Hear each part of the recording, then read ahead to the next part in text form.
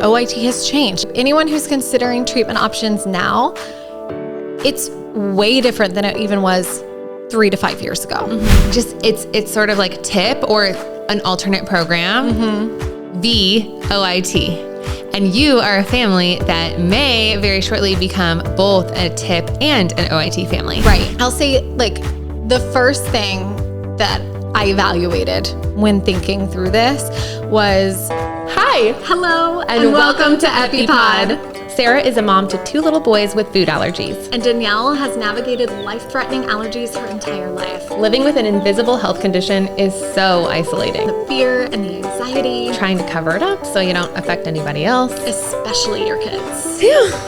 Sound familiar? Join us on the couch and take a load off with people who just get it. We're so glad you're here. Welcome back to EpiPod. Hey, Sarah. Hey. I know you're having a day. I was going to say, how are you? And then I'm like, nope, I'm not even going to ask because I just already know that it's not great in your world right now. I woke up to a huge dead rat outside in my backyard, and my mom is in town helping me move. And it's just like, ask me where I'm living. Whenever this airs, like I could be living in a different state. Just kidding. Maybe not. I don't know. The episode that aired today, it's funny. We were talking about you moving to Bermuda. Like you were dealing with the rats even then. And it's been happening for a long time. Yes. I really stuck it out. You're either going to be in Bermuda or maybe your beloved Charleston when this airs, or maybe in El Paso, your hometown, but likely not Austin, which is sad for me, but that's okay. No, but like as soon as you take away the cookie, the mouse wants the cookie. The mouse wants Austin again. Oh, of course. Oh, mouse. Whoops, just kidding. Too soon. You're as good as I am bad. I know why. We were just talking about that. Whenever I'm on the highest of high, you're the lowest of low, and vice versa. But yes, I am living your dream. Like, I'm living my dream right now. Truly, like every time we come on here and you're like, how are you, Sarah? It's like, I am like, I'm good. But like, it's always just kind of business as usual or like stressful, but like that's par for the course. And there haven't been like a ton of wins lately for me. I mean, my life is great. I'm not saying that, but like, it's been a really hectic season for you, just in general. It really has. And always juggling a lot and putting in a lot of time and effort on the treatment front, like food allergy treatment. And we went to California end of last week, and Graham passed his final dairy challenge. Full body chills. I know. So he is cleared for milk, like for all dairy. Like he can eat it. We still have a maintenance amount that he has to have every morning, but he's uncapped. Like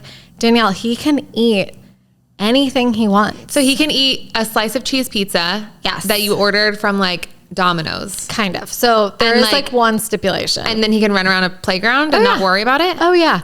The stipulation is for 60 days, he can't have hard cheeses. So like we don't know. I'm a little hesitant to like right away order a pizza from Domino's because I don't know if their like cheese blend has like Parmesan in it, and that's a hard cheese. Oh. So like for 60 days, there's like a little bit of a limitation. But like in terms of any kind of yogurt he wants, like ice cream, donuts, any baked things that have milk in them. He could just be like, ooh, I'm having a cookie that was made with milk. Oh, totally. And also have a glass of milk with it? Totally.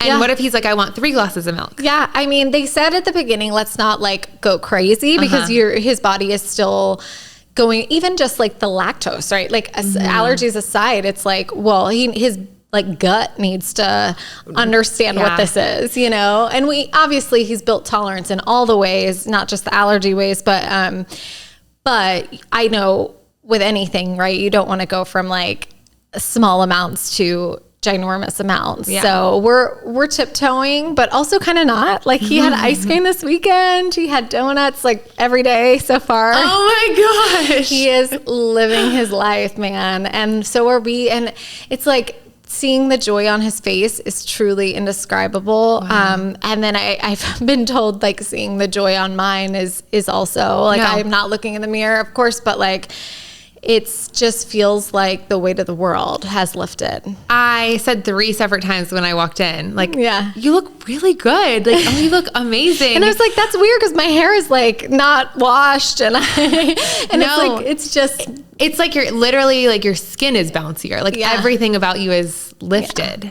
I'm so glad to hear that because that's how I feel. So it's like but it's also kind of like I didn't know how I was. I'm not saying you thought I didn't look, but I'm not saying great. That.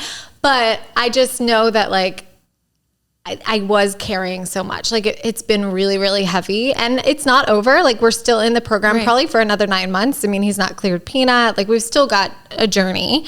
But milk, I've always said, like if we never get peanut, we'll be all right. Like I want it, of course, but it is cherry on top for me. Wow. Like milk is everything because it's in everything. Yeah. And it totally restrains life. Like it totally makes it hard to do pretty much anything, having a milk allergy. And same with people who are allergic to like soy or to egg or wheat. Like I feel like those are really hard allergens to just kind of live a normal everyday life.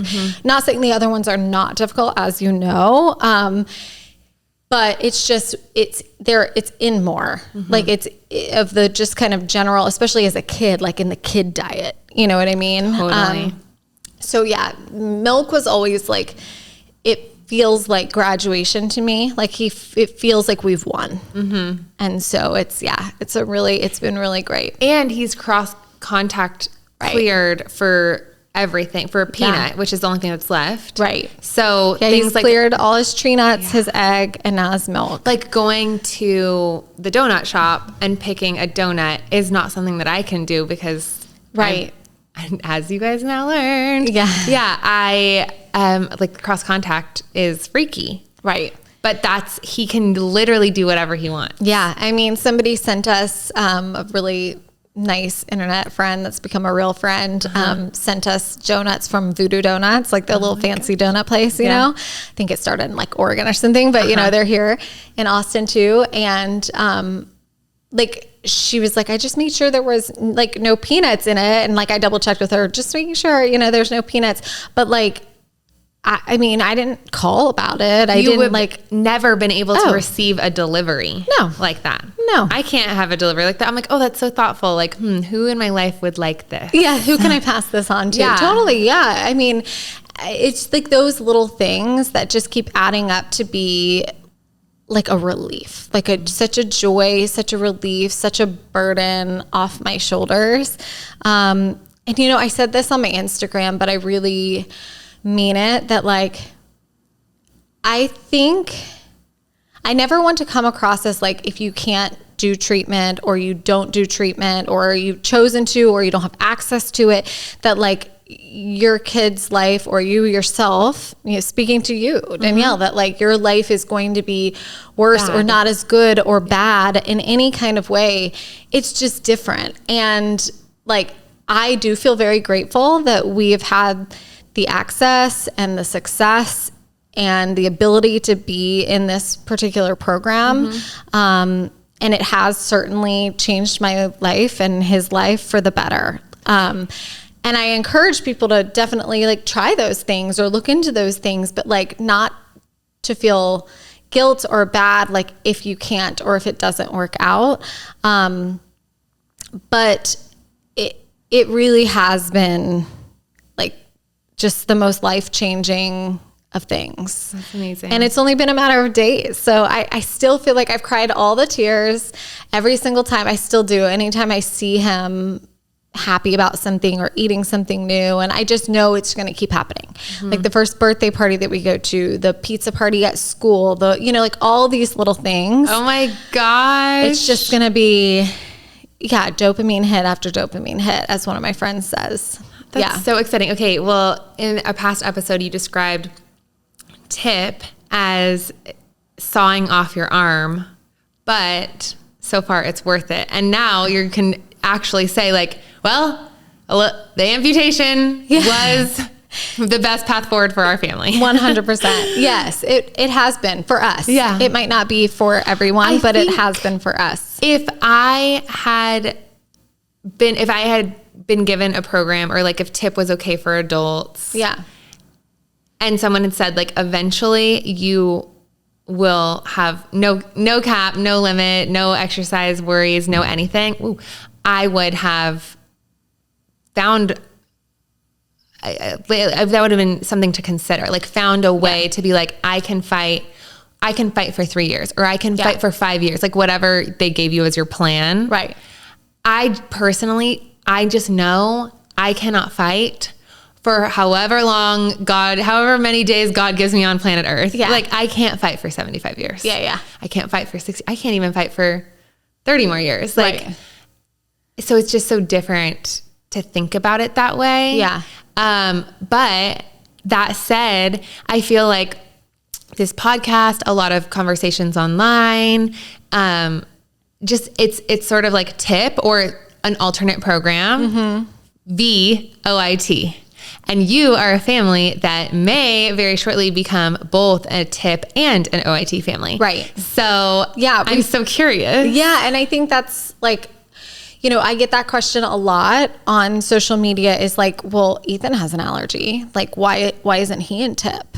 You know, that's so sassy of them. Oh, I get a lot of sass on Instagram. I mean, there's a lot of love and support too. There's no one more brutal than moms on Instagram. Yeah, oh gosh, yes. So judgy and so like, I don't know. But yes, that is a question that comes up a lot. Is like, well, why aren't you in TIP for Ethan? I think the question is valid, right? Because it's like, you're doing this for one kid, but not the other. Like people are trying to make the decision, like, what should I do? So they're wanting to know like how my decision making happened so that they can apply it then to their life, right? Which I understand, totally. You know, and there's a lot of factors. So yeah, I mean, I think this is a good episode to like go into that and answer those questions. I'll say like, the first thing that like I evaluated when thinking through this was the sheer number of allergies that we were fighting. Totally. So Graham had the longer list. He had like 6 anaphylactic allergies, according to, by the way, in case anybody's listening and is like not into TIP person, which is totally fine. You don't have to be. But one of them that we thought he was allergic to, like they actually told us like he's sensitized to that, but like he's not really allergic to that. So for the people who are like, TIP makes it up that you have all these allergies so that they keep you in the program longer and blah, blah, blah. Like there's a lot of like controversy or people like spreading that information. And I'm sure they have valid reasons to feel that way or think that. But like, I will say from personal experience, that wasn't our experience. It was the opposite. Right. Yeah. And so that to say, like we had multiple allergists tell us like Graham had this longer list of allergens,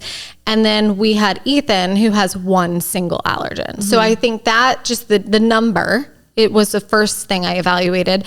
And then secondly, like the allergen, we just talked about how all allergies are horrible and bad, but like in my mind, having been a parent to somebody who has a variety of different allergens, some are harder than the others, in my opinion. Everyone has a different experience, but to me, the milk, the egg, that is harder to manage for my family than peanut or tree nut or sunflower seeds.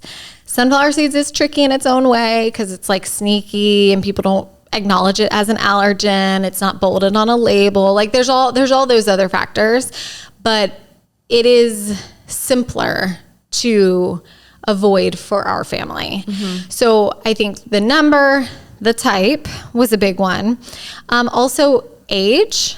So Graham started in TIP when we got his testing done at 3.5 and he started active treatment at 4. So Ethan just turned 4. So, I mean, we're not like, if we were to decide to do TIP with Ethan, we're not like behind. Do you know what I mean? Like we're like, I wouldn't have made that decision a year ago. I truly think we did TIP for Graham at like a perfect age. Some people do it younger with a lot of success, but I do know that there's people as you get older, it tends to get harder because not only the body, like the physical, like body, but also the mental and the activities. Like kids that are older, they're just in more stuff and they don't want to have to wait around for dosing and stuff. Like Graham, he's still little. Like I totally control his schedule. You know what I mean? So I think that we kind of hit a sweet spot is what I feel for entering the program and doing the program. And so Ethan, like if we were to get him started in a program, which we very well may, in OIT, it's pretty much on the same timeline as what we did for Graham. So that's a factor. Also, availability. So anyone who's considering treatment options now, it's way different than it even was 3 to 5 years ago. Like the amount of offices even doing OIT, the type of allergens that doctors at those offices are treating. I've said this before, but when we got Graham into TIP, his local doctor said his numbers are too high to even do peanut, and that's the only allergen that they treated. So we were not going to get help for milk, not through that doctor.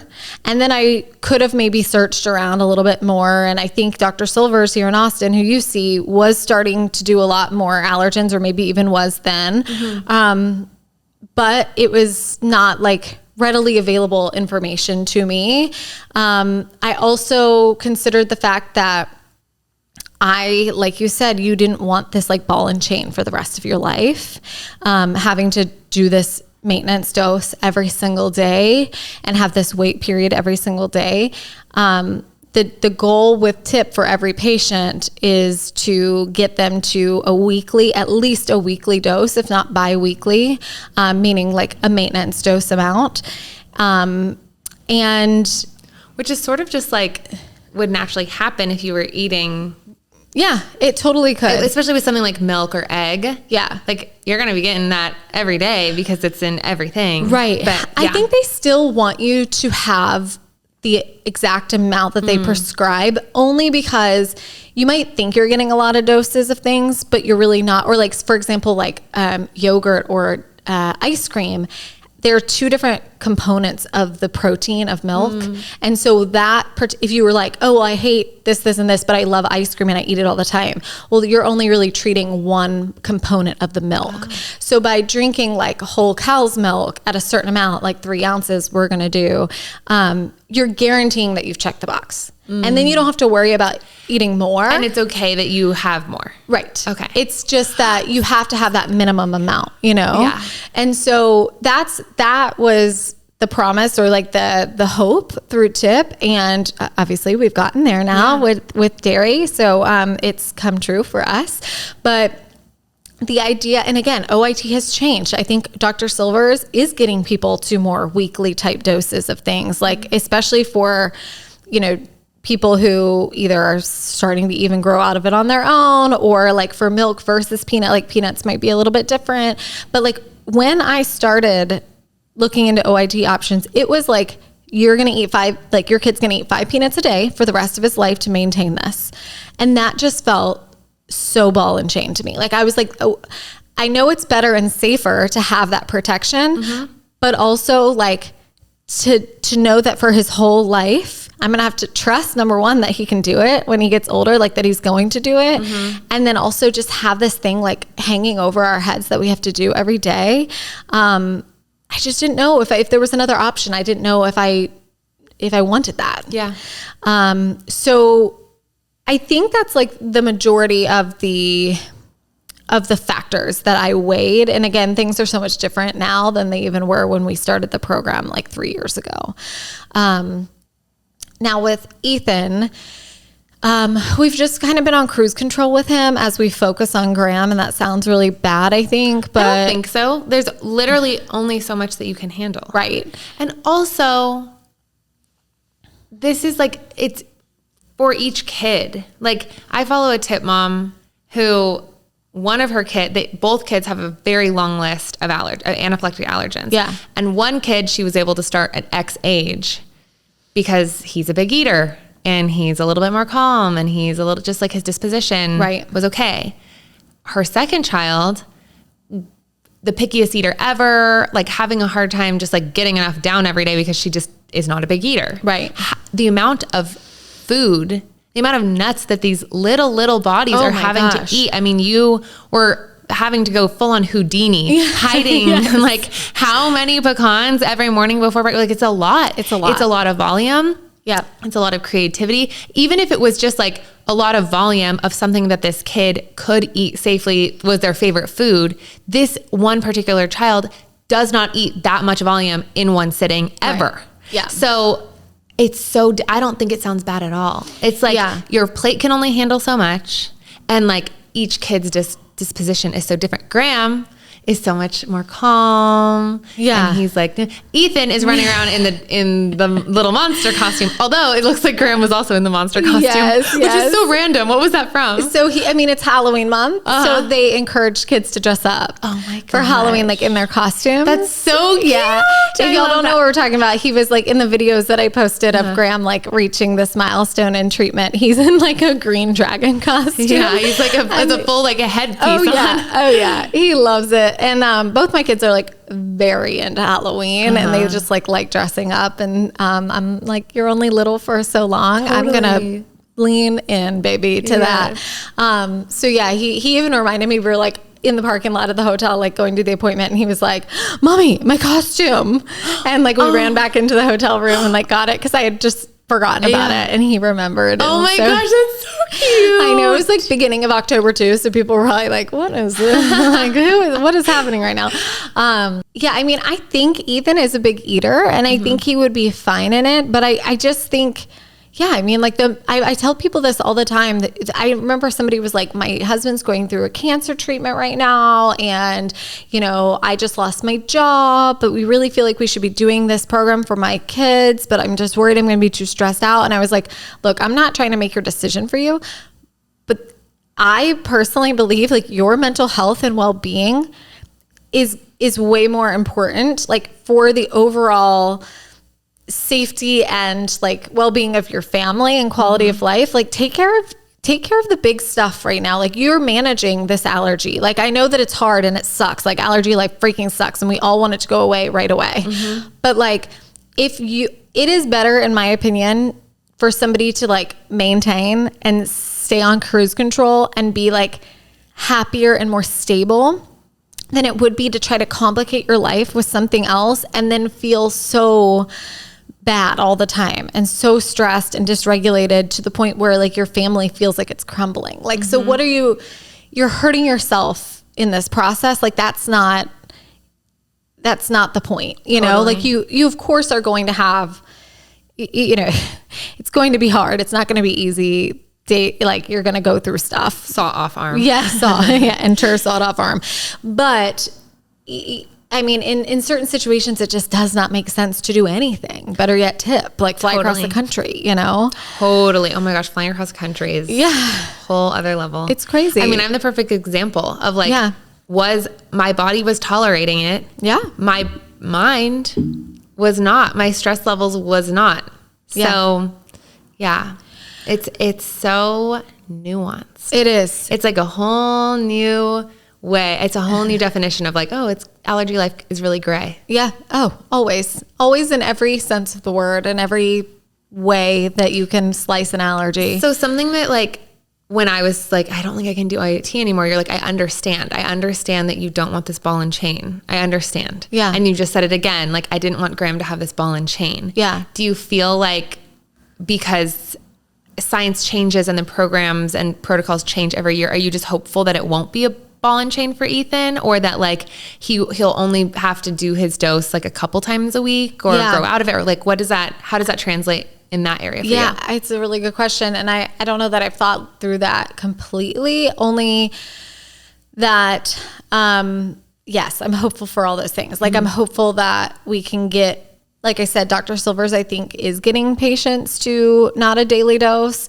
I also think, again, having only one to do, like even if he did have a daily dose for a year or 2 years, and then it went down to 3 times a week for a year, and then it got down to a weekly or whatever, like one item in something in the morning before he goes to school, at least compared to what we've done in TIP, feels like a piece of cake. Like it feels Right. so easy to me. Like we'll definitely be able to do that, especially again, because he's so young. And I'm hopeful that because he's so young, in 10 years before he goes off to college or wherever, Maybe like it'll be gone. it will just either be gone on its own or like science will have come up with something a whole lot better, you know? It's so funny. The imagery I have in my brain of what you just said, it's like if somebody were standing here on this concrete floor with us and they just stood up and did a back handspring, you'd be like, whoa, like you just did a back handspring in your jeans. Like what's going on? But if it's Simone Biles or like this Olympic gymnast who they're doing these crazy unheard of stunts. Yeah. Every morning, every night, all the time, competing world stage, all this stuff. It's like a back handspring in my jeans it feels like child's play to me. Like right. Sunflower, one thing, OIT for this kid down the street, very progressive, researched doctor. You're like, yeah, it's a big handspring, but right. We just came back from the Paris Olympics. Okay. Yes. That's such a good analogy. It's such a good way to think of it because it's exactly how it feels. Yeah. Like you're used to so much and so much more that like, even though this is hard, it feels a lot easier. Like the threshold, it feels different. Yeah. And here's the thing too, like I'm talking about, like, I'm going to definitely be doing OIT. I mean, I'm still hopeful that we go, the first thing we have to do is a challenge. So that's coming up in a little bit. And once we do that, I mean, my first hope is that he eats sunflower and all of a sudden he's not allergic, you know, like his numbers are low enough to where Dr. Silver's a well-respected allergist here in Austin is saying, yeah, let's do a challenge. So I mean, yes, there's always a risk that he will fail and not, you know, he'll have a reaction and we'll have to do a OIT, but there's also a really good probability that he could pass. When Dr. Silvers did the same thing with me, like your levels for almond are low enough where I want you to do a food challenge. Yeah. That has made it so much easier. Like there are so many places where they only have almond milk or they only have almond anything. Yeah. And it's like it was the scariest day of my life because it was my first food challenge, but you walk away knowing and it could be life-changing either way. So yeah. And if you just made me think of, we have a whole episode on food challenges and like, oral challenges, I think is the title of it. And we kind of go into all of that there about the nitty-gritty of those. So if you're interested or like, what is that? Like if you're a new allergy person, that's a good one to check out. It's kind of earlier on in our episodes and maybe we can link it back in the show notes. Yeah, we'll link it back in the show notes. I have several food allergy adults reach out to me being like, I have a food challenge. Like they've wanted me to do this for years. I could never muster up the courage. It's a good episode to listen to if you're feeling like, okay, I am feeling like this is something that I do want to do years after the recommendation or every year your allergist is trying to tell you to do it. It really goes in depth of how to manage the anxiety going into it, like what exactly the appointments, at least our appointments look like. And like generally they're kind of the same. Like the time might be different or each allergist might have their little nuanced things, but at the end of the day, it'll really help you know what to expect going into it because I feel like that's the unknown for allergy people is huge. We don't want unknown. We don't want to break what has kept us safe for so long. So I feel like even just a little ray of light of what could be known is really helpful. It was helpful to me and I've heard feedback from people being like, oh my gosh. Good. Yeah. I needed that. So thanks for going so in depth. But yeah, we'll link it below. Yes. When is Ethan doing his food challenge? So it should be, right now we have it scheduled for December. Okay. So it's not like tomorrow, but it's also not Forever. Yes. Sarah, I'm so excited for your family. I know. I'm excited. I'm anxious, but like we've done this before. It's not our first rodeo, thankfully. So I think that it will be with Ethan, but like, I feel like I'm not necessarily afraid of the appointment. I'm more just, I don't want to get my hopes up, but I'm really I really want to be hopeful, and I really am hopeful that for some reason he's just going to pass. But I am also grateful to know that we have the option to do OIT after, and we can do it locally. And that's another thing. I mean, we touched on it, but like flying across the country, when deciding between like a TIP or an OIT, and you're looking at your life and like, do you have, like, some of these families too, they're like, well, my third child has all these allergies and I want to bring him to TIP, but I also have a 10-year-old and a 7-year-old, and they have all these sports and activities, and like, I don't want to diminish their quality of life, or I'm a single mom, or like, all of these things are so many factors that are hard to make a like every 10-week trip across the country and hotel stay and all the expenses to make it make sense. Right. And so I think, like, when I think about our decision, would we put Ethan in TIP? I think ultimately we would, if for some reason OIT was not an option. Like, if there was nobody that treated it, or if there was, like, if he really ran into a lot of trouble. Like, so again, like TIP, if you're not familiar with it and you haven't listened to the TIP episode, it doesn't start you on, like, Ethan wouldn't go day one to his launch visit at the TIP program and start eating sunflower seeds. Whereas at OIT, he will. Yes. First day, he'll eat small amounts of sunflower seeds. TIP will start you on foods that are biosimilar to sunflower for months, maybe a year, before you even get to eat sunflower seeds. Yeah. So some people fail out of OIT and have reactions or issues because their body maybe isn't like ready enough to be eating that. Whereas of course people have problems in TIP too, but I've heard of people who have not done well in OIT and have done well at TIP because, again, their process, their plan, their whole science behind it is that they are priming your body with biosimilar proteins before they're giving you the actual food. Allergen, so I think if for some reason we started it and he was just having all sorts of issues and, we couldn't find any other way around it, I think, then we would probably consider TIP for him too, and just hope it's a short little program.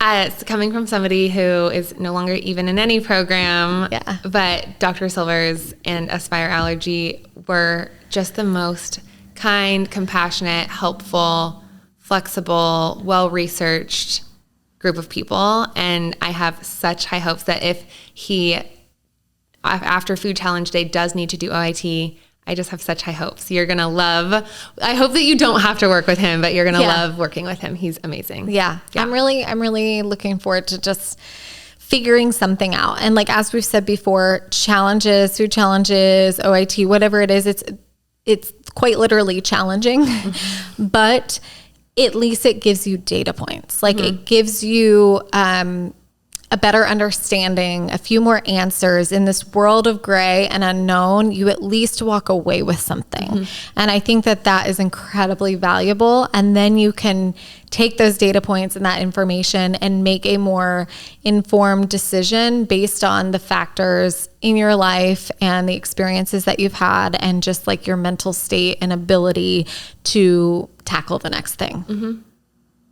Yeah. Well, I hope that was a little bit helpful. I think it was. I think that is like, that those are the brass tacks and the nuance. Yeah. Like that's the gray that, like, even as somebody who considers each other great friends, like we talk every single day. I feel like I am very up to date with you all's treatment programs.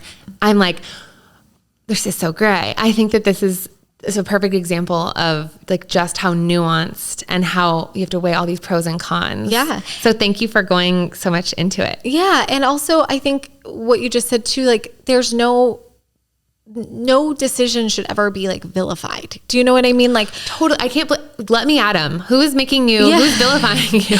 I mean, I think people feel pressure. Maybe some of it's put on themselves. And then of course, like if you're someone like me who's posting our life on social media, you're going to get people giving you their opinions as well. But like, I mean, I just think there's so much that parents like hear or feel pressure about like what the decisions that they're making for their kids. And like, they feel like, well, if I don't do TIP, then I'm not doing the best for my kid. Or if I'm not doing OIT, then I'm not even giving them a shot. If I'm just avoiding, it's like, but there's no, for every family, like you said, it's so nuanced. For every family, the best thing is different. Totally. There is no one size fits all. And so if nothing else from this episode, take that away from this, that like, we're a divided household, and then who knows, like, what if we decide to do nothing, and then that's another layer, like, oh, we've done a huge treatment program and now we're deciding not even to do OIT, and we're, avoiding for Ethan forever. Like, I mean, none of it's bad. It's just what works for your family. And I don't think anyone should carry any guilt for the decisions that they make. You hit the nail on the head. Like, a lot of it can be just from yourself. Like, if anybody's listening and they're like, I have 2 posts on Instagram, it's a private account and only 3 people follow it. Like, they can still be feeling everything that you just listed. Like, totally.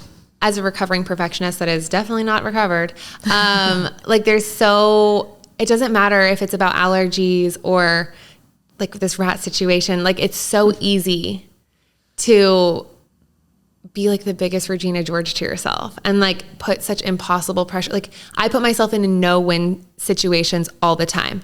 It's a hard decision. Okay, I choose A because it's the best for what I know now, and it ends up a terrible decision. Then it's so hard to not shame yourself. And it's with OIT, like, deciding to not do it, it's still so hard to not fall into like a spiral of like, oh, what if you had tried harder? What if you had done this different? What did I do wrong? Why was I not strong enough? Like, why couldn't I have all of the resources going into helping me with my anxiety? Like, why wasn't I enough? Yeah. So anybody listening, preaching to the choir, don't fall into that pit. Yeah. Yeah. And get help if you are falling into the pit right now, like, try to reach for a lifeline if you can, because nobody deserves to feel that way. Yeah. Okay, great. Questions? Yes, let's do it. Da-da-da. This segment is brought to you by Pulse Power, a high-protein, all-natural chickpea-based snack line that is co-founded by an allergy mom. And Danielle, we love these snacks in our house. They have delicious snack sticks and chickpea spreads that are made in a dedicated top 14 allergen-free facility. A great choice for school lunches and snack boxes. Okay, Danielle, this one kind of ties into something we just talked about in one of our other episodes about food challenges. Okay. How do you get through food challenges with little kids? I have a 3-year-old daughter who we tried to challenge hazelnut today with and refused to continue at last dose. I feel so much for this mom. Totally. The last dose, you're like, come on, child. I would have been like, I'll buy you a pony, like a literal pony. I'll buy a horse. It could live in the bathtub. Yes, totally. I mean, I am not above bribes in these situations, and I'm sure she probably tried that. Oh, I'm sure she tried everything. I'm sure she tried everything. But for somebody who's like, oh my gosh, that's my worry, that's my concern. For sure, don't be afraid of bribes. The main things I did was I came into the challenge making sure my kid, and this was even before TIP, like when we did some challenges in our allergist office with Graham before starting that program, making sure they've eaten a little bit, but not too much. So they're like hungry enough to eat these doses. Different vehicles. So like if it's a crushed up something, like don't just go in with one thing, like go in with like 5 things. Or like if they like people always one of my best like secret weapons is like an icing that is safe. Like I'm talking a literal, like what you put on a cake, like disgusting for you in every way, like total trash for your body. But like for Graham, I mean, we can pretty much put anything in like neon blue icing and he'll eat it. Shut up. Like, I mean, that was his holy grail. Yeah. And it's like, or cookie butter. Like I think it only has soy and wheat in that, but like, I mean, just make sure you bring stuff that's safe and that they know, but also like, for example, if you're like, oh, well, I think they like icing, but like get 3 different colors of icing, like get like the purple, the blue and the yellow icing and like be like, oh, but baby, for this dose, how about we put it in the yellow? I can make it into a flower, like, whatever. Like, get start to like brainstorm things that you can do. Like if you're heading into a challenge that can be like kind of new and exciting, that can be similar, but different enough to where it is like new. Also distraction is huge. That's what I was going to say. Yeah. I mean, like Graham can be a little bit of a screen zombie. Like, I mean, he is obsessed with screens, like a game or a show or a movie. Like he is just my screen kid. And I mean, I swear he tunes out so much from the world. When he is sucked into something, it's like I can just be like, open your mouth and like put something in his mouth, and he just will, because he's so into the game. Oh my God, that's hilarious. Yeah. And I don't think that's every kid, but I just know that a lot of kids, when they're like very, very distracted, it's helpful. And yeah, just like if it's a muffin type thing, like bring toppings or like mush it up and mix it with icing, like try to get creative that way. And then also I always would bring like a new bag of toys. So like, dollar store stuff, but like have a grab bag that like every hour that you're in there, you can like give them a new thing so that they're not like annoyed, ready to go and refusing for that reason. And then maybe also ask your doctor, like, can we stick around a little longer? Like I'm sure, again, who knows if they were there for 5 hours and they still wouldn't eat it. But like, I mean, just be like, hey, I know you're thinking that the time is up, but like, let us just stay another hour. Like, can we do this? And just keep pushing. I am obviously not a child. I'm a 33-year-old woman. However, when I was doing food challenges,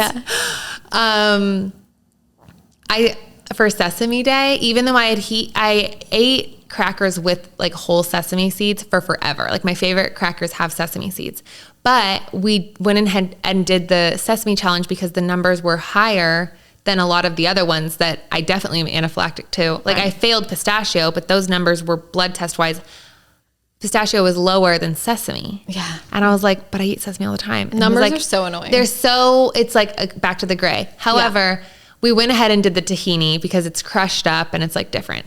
I was dry heaving. I couldn't even vlog it properly because you can't put that on the internet. Like I was dry heaving. And finally I just looked at the nurses and Dr. Silvers and I was just like, I'm an adult, but like, I'm going to go full child on you right now. Like I can't do this. Like I have 4 more whatevers. I haven't had any reactions and I eat it all the time. Like what can we do? Cause I only have so many more gags left in me. Like I can't do this. Yeah. And I mean, it will matter. It'll change like allergist per allergist, but he was like, okay, like let's just go to the last dose. Like if you can get the last dose down, I'll break the rules for you. And I think it was for a lot of reasons. Like I had no symptoms. I already was eating the whole seeds, whatever. Maybe he was just like, get this girl out of here.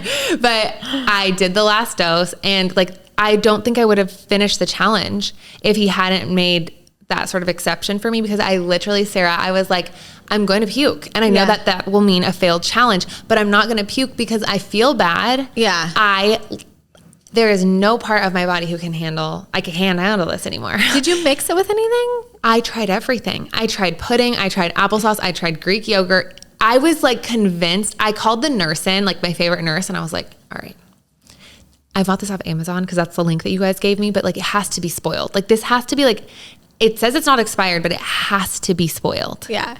And she was like, nope, that's like the way it smells. And she tasted it and she was like, that's the way it's supposed to be. Oh my gosh. I tried everything. So like all to say, it may not just be like a kid thing. Like don't feel bad because a full grown adult person who's paying for it out of their own pocket, like I couldn't do it. And the only way around it was because of the exception made. Another thing is if you don't have a screen zombie, this was like a reverse psychology thing that I did with me. I'm really into reading. Like I love books. And so I would specifically like save, if I was getting really into the chapter or like really into the book, I'd be like, perfect, I'm going to save that up for food challenge day.